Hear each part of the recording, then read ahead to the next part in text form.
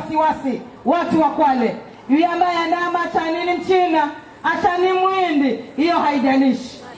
Nilipokuwa natengeneza ile barabara ya kwenda Magozoni, ya kwenda Vinuni, kama Mchina wala.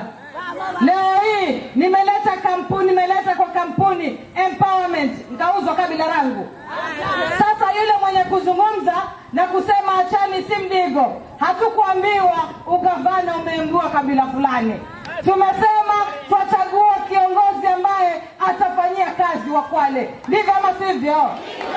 Nkakala ni Mdigo, nkakala si Mdigo, ramsingi ni anansi ya Kwale agate huduma. Ndivyo ama sivyo? Na uzuri, ukifanya kazi nzuri, huo unapoteza watu maboya, ukuangamiza watu maboya. Kwa sababu kwa mtu kusimama kusema sijui achani si Mdigo, Gondoko maendeleo. Sasa mimi jibu lao nalo.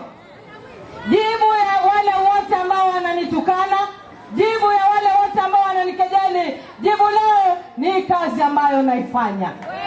Sawa sawa?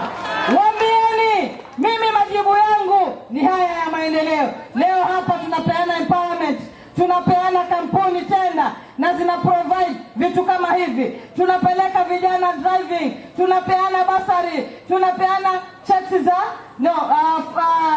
bahasha za empowerment, na vile vile tumeweka pesa ya biashara. Hizi kampuni tutazikopesha sisi wenyewe kama serikali, tuwapatie tena